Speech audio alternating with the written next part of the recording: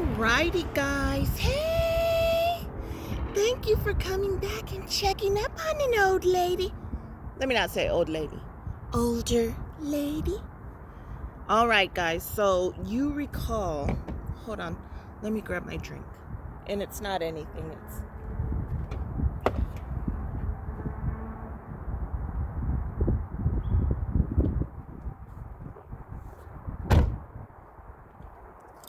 Recycle, reduce, reuse. This is water.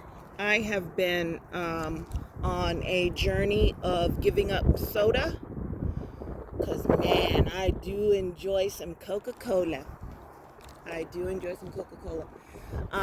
Like the other day, so it's been, let me see. It has been about 9 days.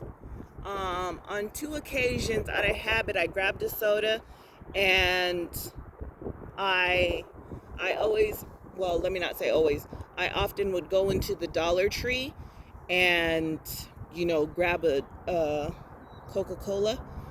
And so out of habit, the other night, I grabbed one, and I didn't have any tea with me, so I tried to drink the Coca-Cola. I took like maybe a drink or two, and then I was like, nah. So I spilled it out. And then there was another occasion where I got a combo meal from... Where did I get this combo meal from? Oh, I got it from a place called Farmer... Was it Farmer Burgers? Farmer Boys? And so... they didn't have anything other than Dr. Pepper, and I think she said like Diet Pepsi or something like that. So I was like, give me a Dr. Pepper, and y'all, it was supposed to have been it was like, I don't know, like 40 ounces, 30, 40 ounces. Nevertheless, I took 1 or 2 drinks out of that and I spilled it out. So I'm doing fairly well, working on giving up the soda. And so I have my, so I'll drink juice or I'll drink tea. And so it's tough outside of my coffee, you know what I mean? But I think I'm doing all right. I think a lot of people have it worse, you know what I mean?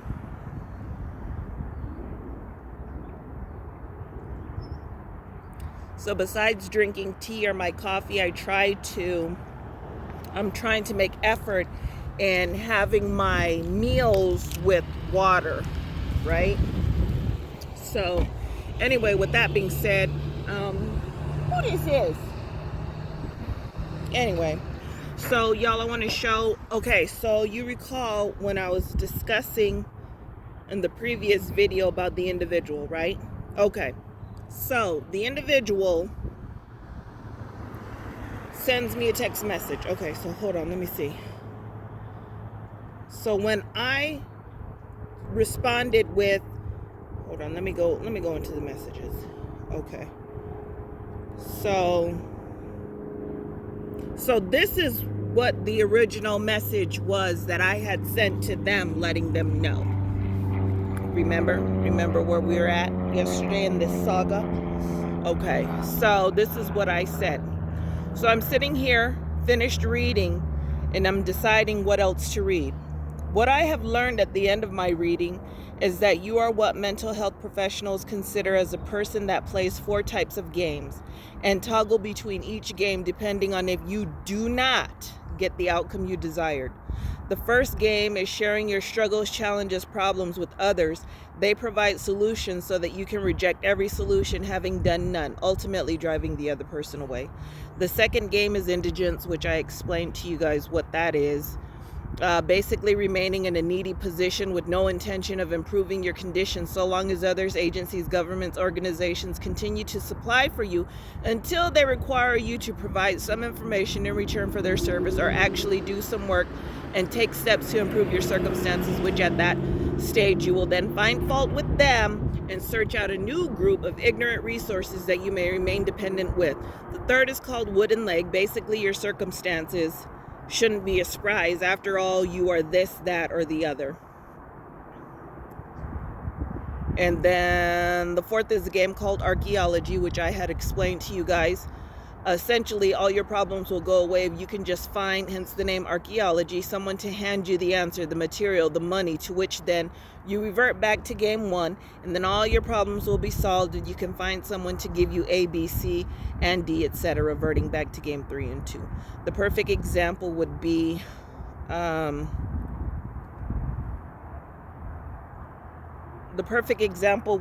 the situation that I had mentioned.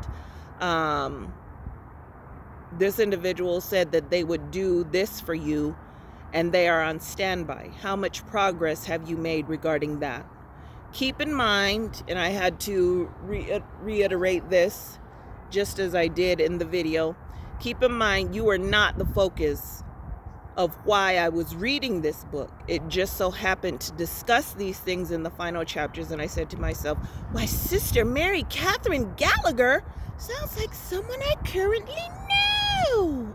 So nevertheless, I sent that. I did not hear from the person for about 24 hours. Okay, so then yesterday they sent a message that reads the following. I am not pushed by my problems. I am led by my dreams. I am grateful for everything I have in my life. I am independent and self-sufficient. I can be whatever I want to be. I am not defined by my past. I am driven by my future. Okay, so with that being said, my response was, all this texting, ugh. So this was my response. I could poke all kinds of holes in that delusion. If you had evidence to back that up, then I would say bravo. I can speak those words, and people see evidence of it in my life. So then, let's get real. Name one goal that is obtainable this month or two, just one, and construct its accomplishment from beginning to end. Meaning, how do you go about achieving it? What are you going to physically do to make it happen? Whether it's, a couple of these things that they mentioned, anything you want. Pick it and elaborate on its construction. Or not, it's up to you. Haven't heard from the person. Let me see. Yep, I have not heard back from the person. Let me see. Yep. Nope. Well, today I had mentioned some things, and then I don't know what was I talking about? Anyway, I'm an older woman, okay? That's my wooden leg. My age. So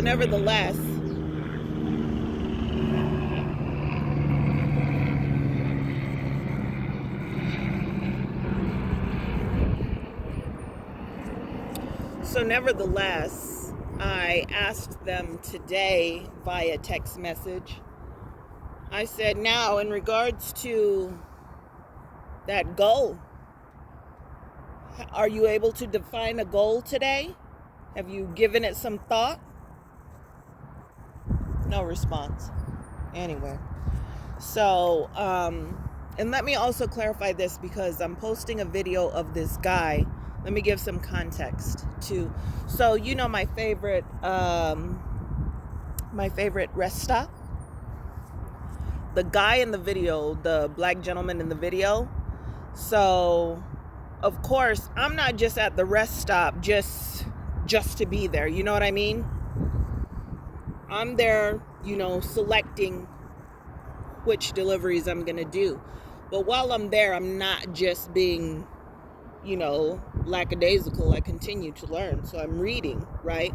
Doing whatever I need to do on my laptop or whatever the case. So nevertheless, so I was there, rejecting a lot of deliveries and doing some reading, because this book that I'm reading is very, very interesting. And so while I was there, so mind you, I was there about an hour and a half, and this guy was just, what you see in the video, he was just floating around doing exactly that.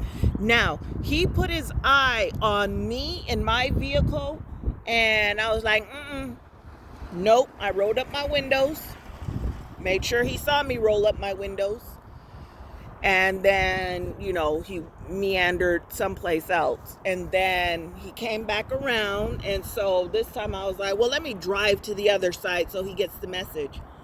So I drove to the other side.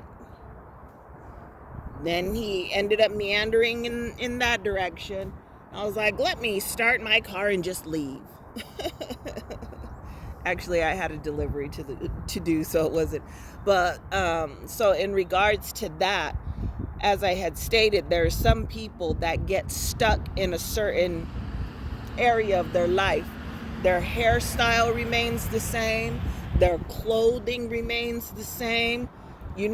Nothing changes. They just, like, that was the pinnacle of whatever something was taking place in their life at that time, like I said. And so they just kind of stay there, like they can't break out of it. They can't break out of, that style. They can't break out of that look. They're just kind of stuck there, and I've come across many, many people that get stuck at a certain, they just get stuck at a certain time in their life. I could understand if you were locked up, or you were, unconscious for 20, 30, 40 years, and then you come to, or you're released, and that's all you remember. You know what I mean? But then when you first get out, but then like in a month, you're like, oh, this is what we doing. You see what I'm saying? Some people just get stuck there. Like they just get stuck. And not just only with the hair and the makeup and the style of dress, or their fashion, their selection in clothing. Let me not say style. Their selection in clothing, they kind of get stuck there cognitively also. You know what I mean?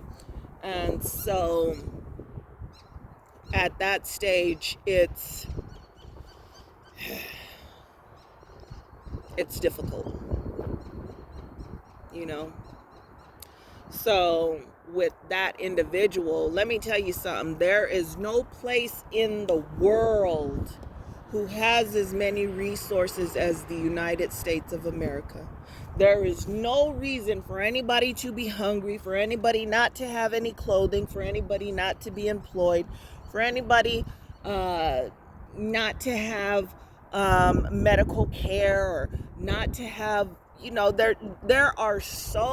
there's no reason for students to be falling behind in school. We are number one in resources. That's all we do all day long. If it ain't coming from the government, it's coming from a 501c.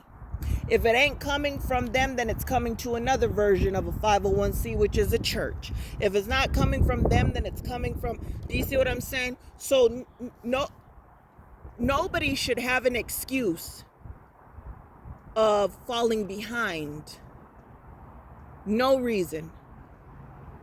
And now, today, when I look and I listen to these people tell their sad stories, I'm thinking to myself, first of all, you want to complain about rent, but it's you, your boyfriend, your husband, whoever, your mother, your mother-in-law, your sister, her boyfriend. You got all these people, and you telling me rent is such a struggle. I would love to pay a portion of $1,200.